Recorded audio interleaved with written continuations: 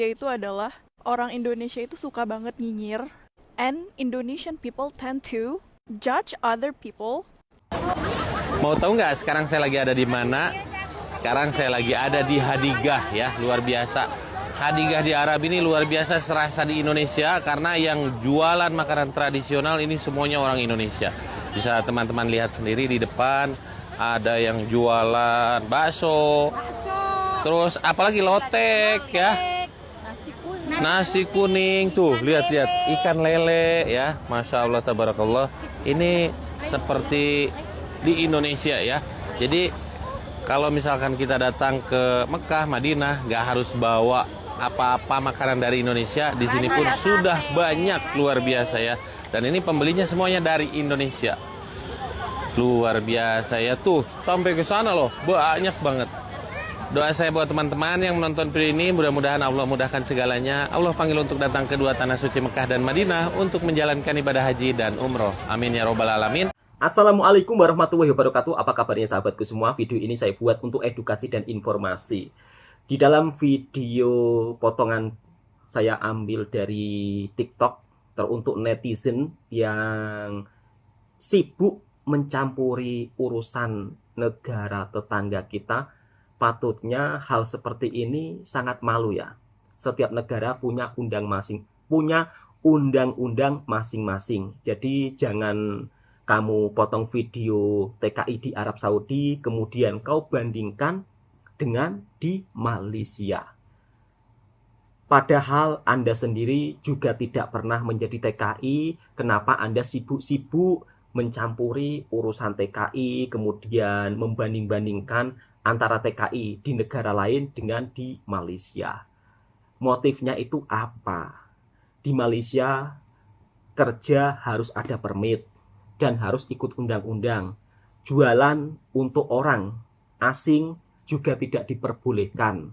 Jadi setiap negara itu ada undang-undangnya masing-masing. Sebaliknya di negara kita, kalau ada orang asing merantau kemudian jualan seenaknya saja, apa boleh? Juga nggak boleh. Semua ada aturan masing-masing. Lantas kenapa membuat video perbandingan dari negara lain kau bandingkan dengan di Malaysia? Sangat memalukan. Lebih baik fokus membuat video yang kiranya mengedukasi. Di konten saya ini saya selalu serukan, bila kerja ke mana-mana negara jangan sampai melanggar aturan, taat pada undang-undang supaya ranking paspor kita juga naik. Dampak kenapa dampak paspor kita tidak kuat itu pun juga berasal dari warga kita sendiri. Kalau warga negara kita sendiri banyak melanggar aturan di negara orang, tentunya paspor kita juga semakin lemah dan makin susah dipercaya ketika berkunjung ataupun bekerja ke negara orang. Jadi pada intinya ketika bekerja di negara orang itu jangan sampai melanggar aturan. Melanggar aturan sampai terbelit-belit lidahnya Bang Toha menjelaskan. Dan teruntuk netizen yang sibuk-sibuk mencampuri urusan negara tetangga, harusnya malu lah. Malu. Negara tetangga tengah bikin program ini, kalian sok tahu. Biarkan mereka yang mengurusi negaranya sendiri. Mereka lebih tahu. Mereka lebih pintar daripada kalian. Mereka lebih bijak dalam mengatur semuanya. Jadi netizen tak payah sibuk-sibuk lah. Malu lah. Melihat konten seperti itu saya sampai ya Allah. Terlihat apa? Terlihat kita itu begitu, saya tak perlu sebut nanti marah-marah. Jadi terlihatlah kita itu kok begini amat ya orang Indonesia. Gara-gara apa? Gara-gara oknum yang berbuat yang kena semuanya. Begitu loh sahabat-sahabatku semua. Jadi jangan iri, jangan dengki. Hilangi sifat-sifat iri, dengki, nyinyir atau istilahnya sibuk mencampuri urusan orang lain. Dan inilah pesan-pesan daripada netizen. Aku baru pulang ngampus dan selama perjalanan pulang aku dengerin podcastnya Felix Yao, Ustadz Felix Yao. Ada satu statement yang beliau sampaikan yang aku setuju banget, yaitu adalah orang Indonesia itu suka banget nyinyir, and Indonesian people tend to judge other people atau nyinyirin orang yang bisa melakukan hal yang mereka nggak bisa lakukan. And I swear to God, I really do agree to that. Salah satu yang paling awamnya itu adalah penggunaan bahasa Inggris. Me, out of all people, understood this so much. Tapi bukan hanya itu, hal-hal kayak kamu bisa melakukan apa gitu. Orang tuh pasti ada aja yang nyinyirin gitu. And I do agree kalau budaya ini tuh salah satu budaya yang susah banget buat dihilangkan dari orang-orang Indonesia. Dan budaya ini tuh jadi kayak core reason dari insecurity and jealousy yang integrated in the heart and the minds of Indonesians. I think we need to take this very seriously. Karena kamu tahu kayak hal-hal semacam, let's say, tetangga kamu beli mobil baru, terus pasti ada aja kan yang nyinyir. Kayak bro, be happy for them.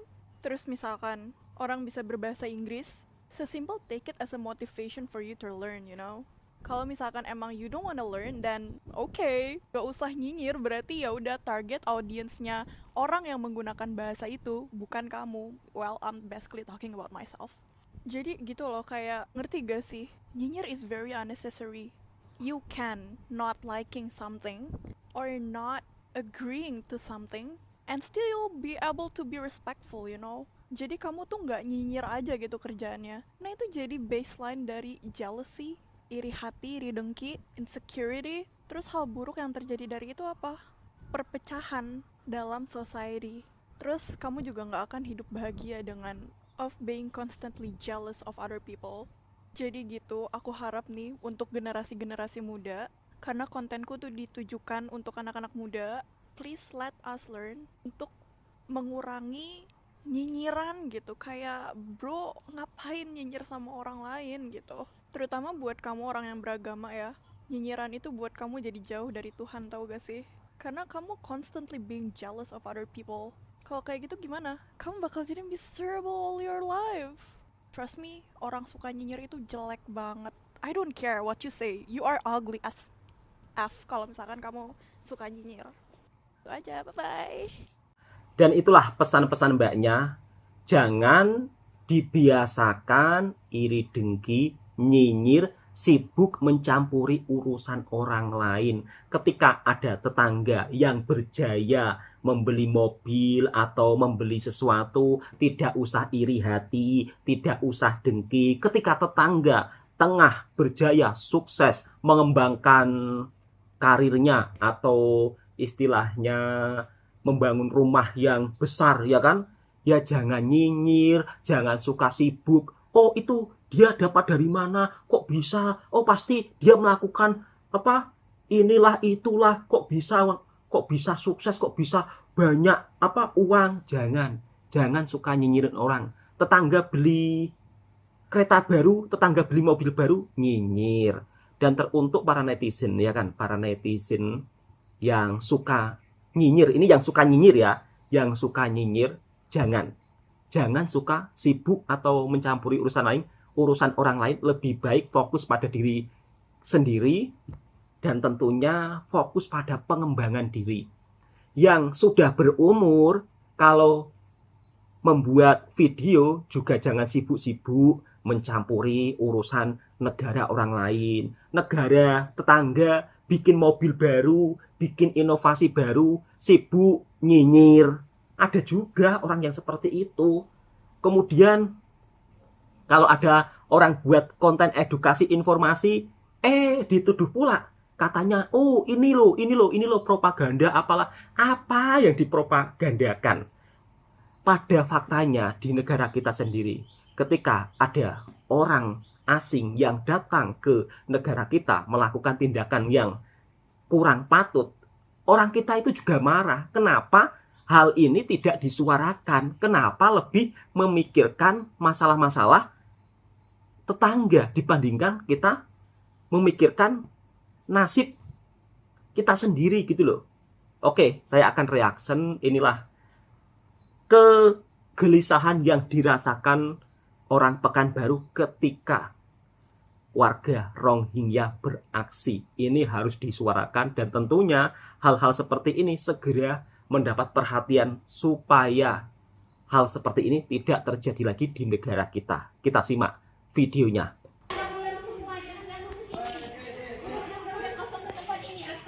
Astaghfirullahaladzim.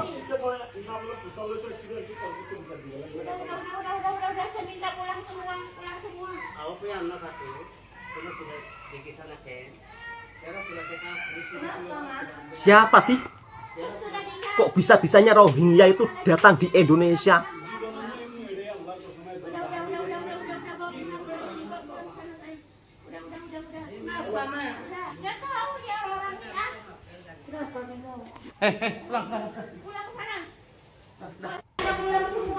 Pengungsi Rohingya dianggap meresahkan warga Pekanbaru.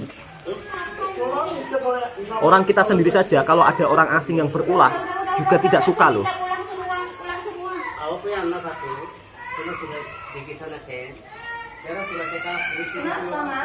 Ini sudah meresahkan, mengganggu masyarakat. Dan tentunya hal ini juga perlu menjadi perhatian loh. Dan Rohingya ini bukan hanya di Indonesia, di Malaysia pun juga ada dan sering berulah. Sama seperti di Malaysia. Nah sekarang masalah di Pekanbaru, pengungsi yang berkeliaran sesuka hati mereka di mana-mana, terutama pengungsi Rohingya. Itu baru salah satu postingan yang memang sempat terekam oleh kami yang aku viralkan di TikTok yang aku upload ya. Belum lagi sebelum-belumnya banyak masalah yang mereka sebabkan seperti menjarah, kemudian kalau nggak dikasih mereka marah-marah, dan lebih parahnya mereka bisa membawa sajam.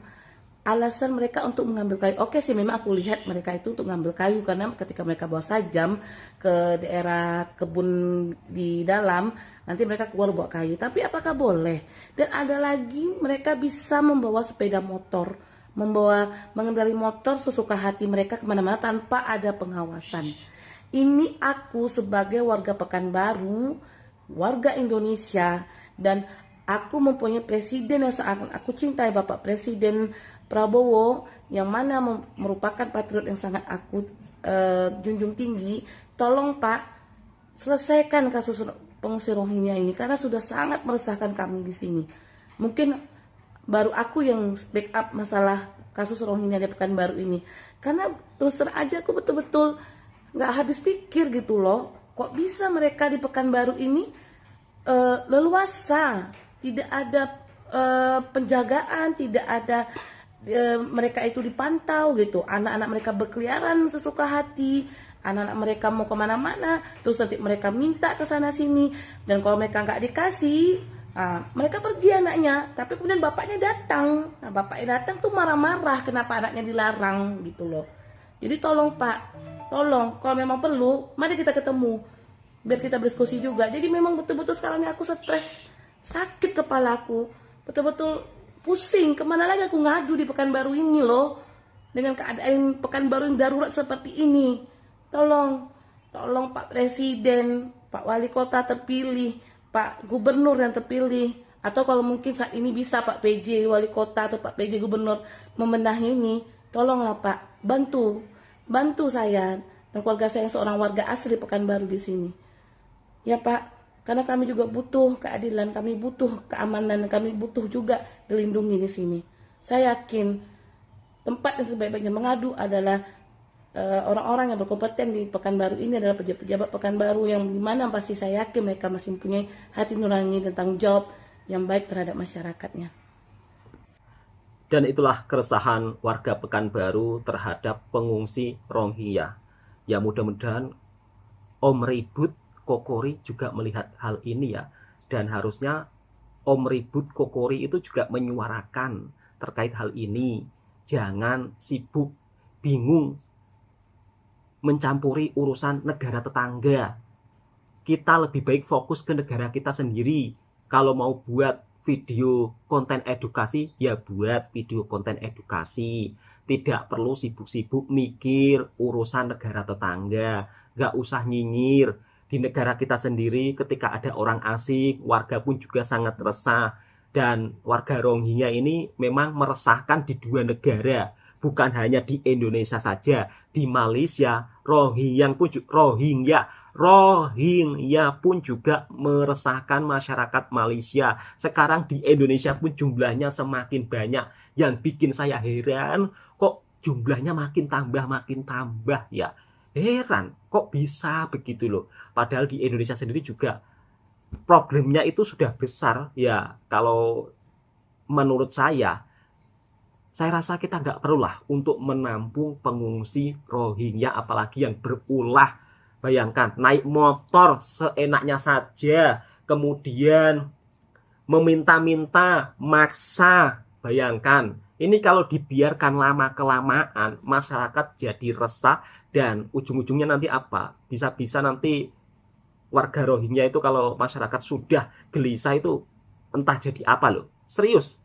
Oke, cukup sampai di sini dulu videonya. Mudah-mudahan video ini juga bisa memberikan informasi bermanfaat dan tentunya stop dan mari kita hilangkan budaya mencampuri urusan orang lain, ya kan? Mudah-mudahan kita dijauhkan dari sifat iri hati dan dengki. Assalamualaikum warahmatullahi wabarakatuh.